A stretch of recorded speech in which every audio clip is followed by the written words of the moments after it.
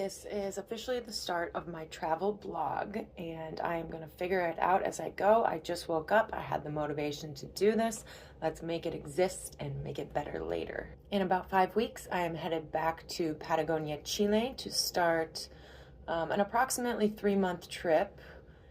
I will spend a few weeks in Puerto Natales, Torres del Paine, Patagonia, Chile, and Argentina, working with a local guide, learning rock climbing skills, traditional climbing, multi-pitch climbing, big wall climbing. I will then make my way north to Peru and eventually Huaraz, Peru, which is the hiking mecca of South America, if you will. I have arranged a workaway with a tourism agency there called Andean Summit. It's a family-run business, and a workaway is simply an arrangement where I volunteer a few hours a day in exchange for a place to rest my head at night and food to eat.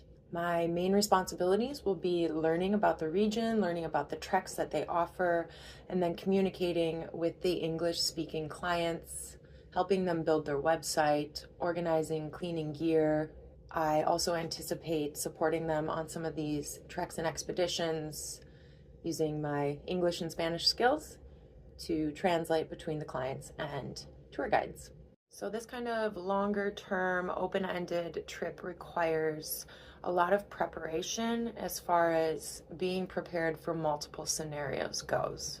So while I haven't pre-booked a lot of flights, buses, hostels, I must do a lot of preparation on the different means of travel, the different places to stay, so that I can be armed with knowledge to be adaptable. The past few days have been a lot of pen and paper work, working out different budgets for different means of travel from Puerto Natales to eventually Lima, Peru.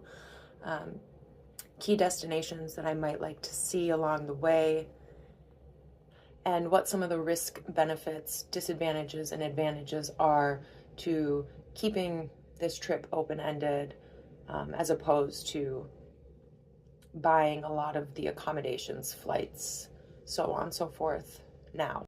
So the primary book I have been studying is this one for the past couple days, the Carretera Austral, which is a very wide-known road network, ferry network through Patagonia, Chile, starting in Puerto Montt in the northern and ending in Villa O'Higgins in the southern.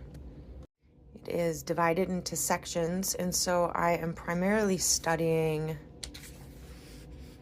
key places that I would like to see as I travel from Puerto Natales to Lima, including Cochamo, which is known to be the Yosemite of Patagonia.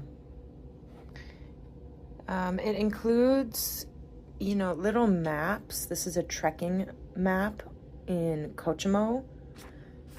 It gives you places to stay, hostels, and key information like how the bus systems operate, how much they generally cost, so on and so forth. I have opted to learn how to use a compass, and I've gotten maps that will function with this compass. I am teaching myself these navigation skills by religiously relying on this book, The Freedom of the Hills. It's a well-known book in the mountaineering community. It's a thick textbook. I'm reading it front to back. But there is a whole chapter that I have read twice over, Navigation and Communication. Classic map and compass, how to read topographic maps. Also skills to use more modern personal locator beacons, such as this second-hand old model Delorme. Another book that I really like that I got off Amazon. This is specific to the region I will be going to, the Cordillera Blanca, Huascarán National Park. It is small, compact, very informative. Lots of maps regarding treks, cities, altitude, where to be wary when eating, the etiquette and cultural traditions of the region, where you can buy gear Okay, another part of budget traveling, and probably any traveling for that matter, is this messy notebook work. Budgeting. Budgeting is important so you're not taking yourself by surprise as you're on your trip, so you can kind of gauge where you're at with your expenses, how you're doing, if you're staying within your budget. So I worked out my monthly bills that are going to remain in the United States while I'm gone, expenses while I am in Chile, big expenses, tentative budget for a month in southern Patagonia, tentative budget while I'm in Peru, and the anticipated total cost of living for those 3 months. Okay, I've got miscellaneous expenses and how much I can tentatively expect to take in for income. This is my expected amount of liquid funds available when I leave, minus how much I've budgeted for 90 days, so I have an idea of how much I'm gonna have upon return.